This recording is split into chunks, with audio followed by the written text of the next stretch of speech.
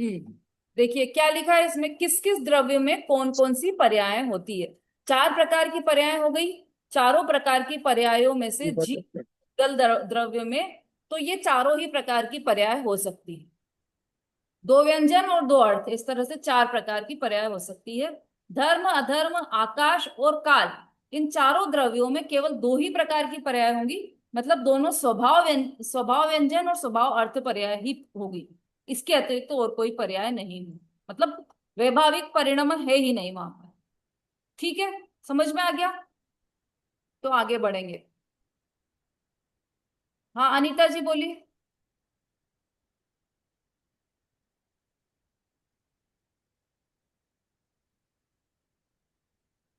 बोला था मैंने। मैंने मैडम मैंने पढ़ने के लिए बोला था, किस किस द्रव में कौन कौन सी पर्याय होती हैं। जीव और हो गया हो फुदगल द्रव में स्वभाव पर्याय। हो गया, हाँ गया, मैंने ये कर प्रश्न लिया। उत्तर भी सब हो गया इसका। अब हम आगे हाँ। 69 नंबर का प्रश्न सुन, पढ़िए। मैं पढ़ू मैडम। हाँ। 69 का, अनुजीवी गुण किसे कहते हैं। उत्तर, भाव स्वरूपी गुण को अनुजीवी गुण कहते हैं। जैसे दर्शन, ज्ञान रूपी चेतना, ज्ञान रूप चेतना, सम्यक चारित्र, सुख स्पर्श गंध रस गंध वर्ण आदि। बस। सत प्रतिजीव गुण।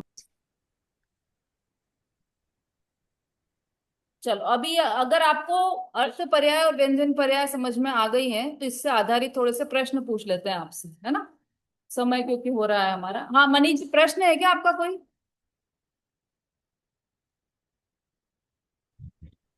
पढ़ने के लिए क्या था। अच्छा ठीक है, वो तो पढ़ लिया उन्होंने। अब हम प्रश्न पूछ रहे हैं, हाँ। आपको सोच समझकर जवाब देना है।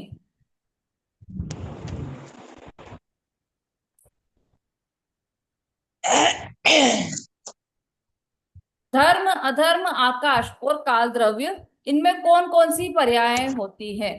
रेणु जी।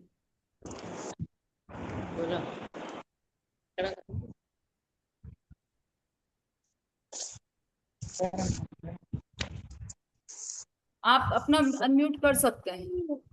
अनम्यूट कीजिए पहले। हाँ, कौन कौन से द्रव्य पूछे दीदी? धर्म द्रव्य, धर्म, धर्म अधर्म, आकाश। हाँ इन चारों में कौन सी पर्याय होती है। स्वभाव व्यंजन पर्याय है। और एक और स्वभाव अर्थ पर्याय है। दोनों में स्वभाव ही आएगा, विभाव नहीं आएगा। बहुत बढ़िया, बिल्कुल सही। अब अगला प्रश्न है, निगोद से लगाकर चारों गतियों के मिथ्या दृष्टि जीवों के कौन सी पर्याय होती है। निगोद से लगाकर चारों गतियों के मिथ्या दृष्टि जीवों के कौन सी पर्याय होती है।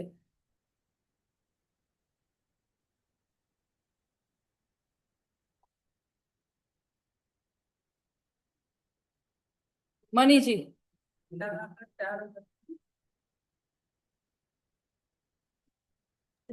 अनीता बोल रही हूँ। अनीता बोल रही हूँ मैं। इसमें चारों ही पर्याय होगी। उद्गत की स्वभाव पर्याय भी होगी और विभाव पर्याय की, व्यंजन पर्याय भी, और व्यंजन पर्याय भी होगी और भाव पर्याय भी। चारों गति चारों पर्याय। कैसे सिद्ध कर सकते हो आप।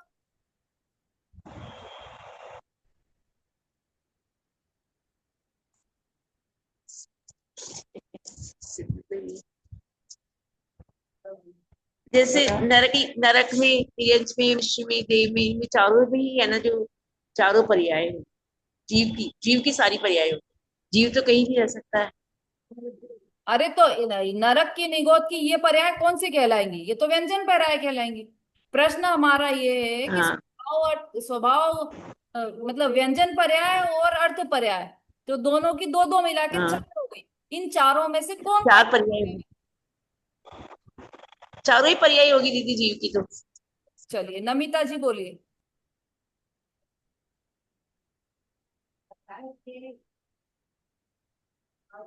दीदी मैं नहीं बता पाऊंगी अभी, मैं तो कंफ्यूज हो रही हूँ। अच्छा, मंजू जी बोलिए।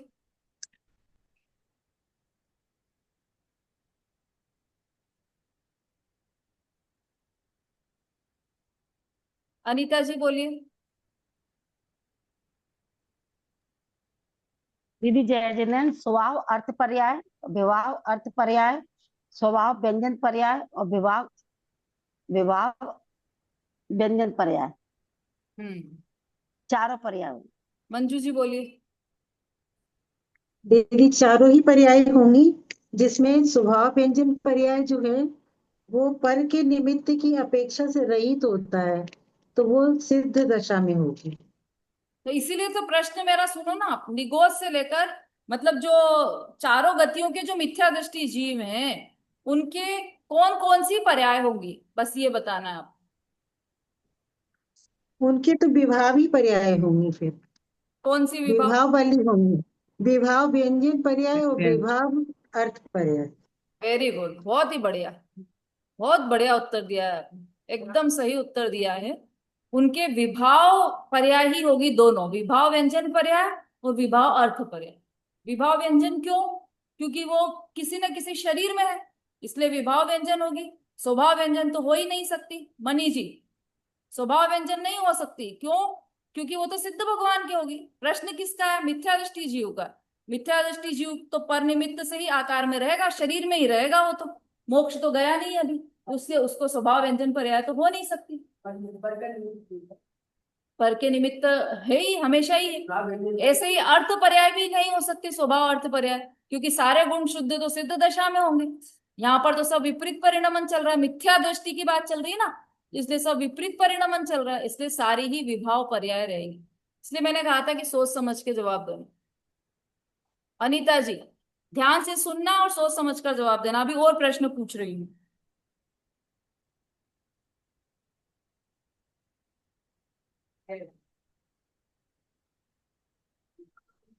हाँ चलो, थोड़ा सा ट्रिकी है ये भी क्वेश्चन। चौथे गुण स्थान से लेकर 14वें गुण स्थान तक कौन कौन सी पर्याय होती? कौन कौन सी, ये बोल दिया है मैंने।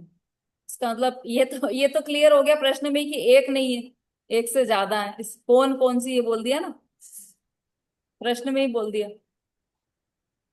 फिर से, चौथे से लेकर 14वें गुण स्थान तक कौन कौन सी पर्याय होती है? चौथे से लेकर 14वें गुण स्थान तक।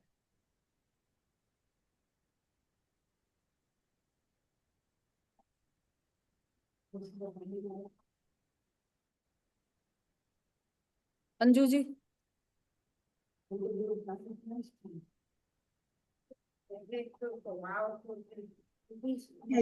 जय जिनेन्द्र, देखो हम्म। अर्थ अर्थ पर्याय स्वभाव पर्याय भी होगी, विभाव भी होगी।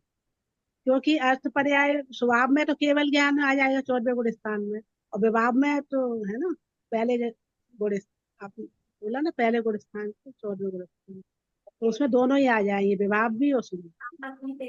और और इसमें व्यंजन पर्याय में खाली विभाव ही पर्याय आएगी, स्वभाव। हाँ, बिल्कुल सही उत्तर दिया है आपने। इस प्रकार से कितनी हुई टोटल पर्याय, कितनी हुई? तीन तीन। तीन पर्याय, तीन पर्याय होंगी। स्वभाव अर्थ पर्याय, विभाव अर्थ पर्याय और विभाव व्यंजन पर्याय, तीन पर्याय होंगी। नहीं, इसलिए चौथे से लेकर 14वें तक के। तो सुनो आप, मिथ्या दृष्टि और सम्यक दृष्टि में फर्क है ना, तो क्या फर्क है? मिथ्या दृष्टि तो सब विपरीत चल रहा है। अब यहाँ पे श्रद्धा गुण का परिणमन सही हो गया ना सम्यक दृष्टि के, तो ये स्वभाव अर्थ पर्याय हो गई। स्वभाव क्यों बताओ? श्रद्धा सम्यक हो गई ना, आइए इनसे पूछ रही हूँ ना मैं, किसके? कौन कौन सी बताइए। स्वभाव अर्थ, विभाव अर्थ। चौथे से लेकर 14वें गुण स्थान तक के जितने भी जीव हैं उन सबकी बात है, उन सबको तीन प्रकार की पर्याय चल रही है, क्योंकि व्यंजन पर्याय में तो एक ही चलेगी, विभाव व्यंजन। स्वभाव व्यंजन तो हो नहीं सकती। अर्थ पर्याय में स्वभाव अर्थ पर्याय भी है और विभाव अर्थ पर्याय भी है। क्योंकि जो गुण शुद्ध रूप परिणमित हो गए, जैसे श्रद्धा रूप पूरा परिवर्तित, श्रद्धा गुण पूरा कन्वर्ट हो गया है एकदम, तो वो हो गया है स्वभाव अर्थ पर्याय। ज्ञान भी स्वभाव अर्थ पर्याय हो गया। और जो गुण अभी प्रकट नहीं हुए, मतलब जो शुद्ध नहीं हुए हैं, उनकी सबकी विभाव अर्थ। तो जैसे ये जो बताते हैं कि आंशिक शुद्धि सगुणों में हो जाती है, आंशिक हो गई ना, पूर्ण नहीं हुई ना, पूर्ण नहीं हुई ना, आंशिक ही हुई ना। पूर्ण होगी तब वो पूरी विभाव अर्थ पर्याय हो जाएगी, स्वभाव अर्थ। गुणातीत होती है ना। तो इसीलिए तो 14 योग गुण भी है ना, अपनी बात चली थी पिछली कक्षा में, योग गुण का परिणमन चल रहा है ना वहां पर। योग गुण का स्वाभाविक परिणमन क्या है? कौन आया था पिछली कक्षा में? कौन बताएगा भाई? ये ऐसा तो नहीं हो रहा आगे पाठ पीछे सपाट? योग गुण का स्वाभाविक परिणमन क्या है? चलो, कौन था? मनी जी थे पिछली कक्षा में, बोलिए जल्दी, एक मिनट बचा है बस हमारे पास अब। क्वेश्चन दोबारा बोले दीदी आप, क्या क्वेश्चन दोबारा बोले एक बार, प्रश्न को दोबारा से रिपीट करें एक बार। योग गुण का स्वाभाविक परिणमन क्या है? योग गुण का क्या बोले? हाँ, ये योग योग गुण का हाँ, मन मन वचन का है ये। क्या बोला? योग गुण का क्या? अच्छा, योग कौन से द्रव्य का गुण है ये बताओ। क्रोध है। किस द्रव्य का पर्याय है? किस द्रव्य की पर्याय है? पुद्गल की पर्याय है दीदी, पुद्गल की। ठीक है, चलो बेला भाभी। अच्छा, पिछली कक्षा में नहीं थे बेला भाभी, और कौन था इसमें मुझे ध्यान नहीं है। हाँ चलो, आप यहाँ से बताएगा योग कौन से द्रव्य का गुण है, कौन से गुण की पर्याय, कौन से द्रव्य की पर्याय है। ठीक है मणि जी, पिछली बार 3 बार मैंने रिपीट करके बोली थी ये बात, योग को हमेशा हम पुद्गल द्रव्य का समझते हैं, लेकिन योग जीव द्रव्य का गुण है, पुद्गल द्रव्य का गुण नहीं है योग। ठीक है, अब मेरा प्रश्न क्या था? योग गुण की स्वाभाविक परिणमन क्या है, ये प्रश्न था मेरा। किरण जी थे ना पिछली कक्षा में आप, तो ये तो आपको बताना ही पड़ेगा इस बार। नहीं, मैंने बहुत ज्यादा जोर देके बोला था ये बात, क्योंकि अलग से ये विषय पूरा समझाया था पिछली कक्षा में। इसमें है नहीं आपके कोर्स में, लेकिन अलग से समझाया था। भगवान का है, लेकिन अभी वहाँ शुद्धि तो क्या। मैं तो, आप मेरे प्रश्न का जवाब दे दो बस, योग गुण की स्वाभाविक परिणमन क्या है योग गुण का? शुद्धि शुद्धि चल रहा है। अरे, परिणमन क्या है उसका? योग गुण का स्वाभाविक परिणमन क्या है? एक शब्द में जवाब दे दो। मन वचन का है, हम्म, योग का है। योग गुण का स्वाभाविक परिणमन है निष्कंप रहना, ये उसका स्वाभाविक परिणमन है। और मन वचन का सब व्यवहारिक परिणमन है उसका। ये कक्षा में पूरी बात चली थी, आप लोग ध्यान से सुना करो। सुलोचना आंटी, ध्यान था आपको? हाँ देखो, इन्होंने तो लिख भी रखा है, एक एक शब्द मतलब जो आ जाते हैं ना। मैंने भी बहुत समय बाद पढ़ा था ये, मुझको भी लगता था कि योग गुण किसका गुण है, फिर मैंने पढ़ा अलग से, इसमें कोर्स में नहीं है वो, अलग से पढ़ा मैंने। मेरे को ध्यान में आया कि ये पुद्गल द्रव्य का गुण समझते हैं अपन, पुद्गल का नहीं, ये जीव का गुण है। और इसकी स्वाभाविक परिणमन तो अपन कल्पना नहीं कर सकते, निष्कंप रहना, ये योग गुण का स्वाभाविक परिणमन है। क्योंकि योग से तो हम हमेशा मन वचन का जोड़ देते हैं, तो निष्कंप रहना ये है स्वाभाविक परिणमन। मतलब निष्कंप में क्या, वैसे तो योग कहते हैं मन वचन काय की का जो आंध्र प्रदेश होती है वो कंपन, ये कंपन हो रहा है ना, ये वैभाविक परिणमन। कंपन नहीं होना वो स्वाभाविक परिणमन। सिद्ध भगवान का कंपन थोड़ी होता है उनको, निष्कंपन। अरे उससे क्या काम है, वो तो बाहर की बात है। आत्म प्रदेशों का कंपन तो हो सकता है ना, पर वो आत्म प्रदेशों का कंपन भी नहीं होता, क्योंकि वैभाविक परिणमन नहीं है वहां, स्वाभाविक परिणमन है, इसलिए निष्कंप। चलो थोड़ा ये विषय से अलग थी बात, अभी तो समय हो गया है हमारा, आगे चर्चा हमारी अगली कक्षा में चलेगी। मणि जी आप लोग 2 लोग अटेंड कर रहे हैं, आप लोग मिलकर कोई भजन ले लीजिए छोटा सा। हाँ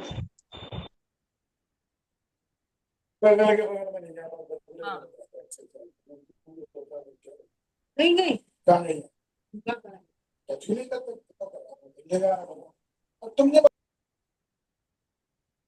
आपका अनम्यूट कीजिए मणि जी। डिस्चार्ज होने वाला है। हमने तो घूमी चारों गतियां, न मानी जिन्हें वाणी बतियां। हमने तो घूमी गतियां, न मानी जिन्हें वाणी की बतियां। नरकों में दुख ही दुख पाए, नरकों में दुख ही दुख पाए। खंड खंड ये देह कराए, यह कराए। पायो न चैन दिन रतिया, पायो न चैन दिन रतिया, न मानी जिन्वाणे की बतिया। पशु बन करके बोझे उठायो, पशु बन करके बोझे उठायो। भूख प्यास से ही अकुलायो, भूख प्यास से ही अकुलायो। आसमान से भी गई अखियां, न माने जिन्वाणे की बतिया। आसमान से भी गई अखियां, न माने जिन्वाणे वाणी की बतिया। दुर्लभ से मानुष तन पायो, दुर्लभ से मानुष तन पायो। माया ममता में विसरायो, माया ममता में विसरायो। अपने लाली नहीं सुरतिया, न माने जिन्वाणे की बतिया। अपने नाले नहीं सुरतिया, न माने जिन्वाणे। पुण्य उदय से सुर गति पाई, पुण्य उदय से सुर गति पाई। मरण समय माला मुरझाई, मरण समय ला मुरझाई। मर कर के भये पेड़ पतियां, न माने जिन्वाणे। बिन सम्यक तन धारा भाई, बिन सम्यक तन धारा भाई। बन करके तू रहा पुजारी, बन करके तू पुजारी। सदगुरु की मानो समितियां, न माने जिन्वाणी की बतियां। सदगुरु की मानो समितियां, न माने जिन्वाणी की बतियां। हमने तो घूमी चारों गतियां, न माने जिन्वाणी की बतियां। बहुत अच्छा। वाणी के ज्ञान से तुझे लोग स्वामी मस्तक नमो सदा ते तुम लोग। द्वादशांग जिन्वाणी जिन्वाणी माता की जय। महान जय धर्म की जय। जय जिनेंद्र। जय जिनेंद्र, सभी को जय जिनेंद्र। जय जिनेंद्र, जय जिनेंद्र, जय जिनेंद्र।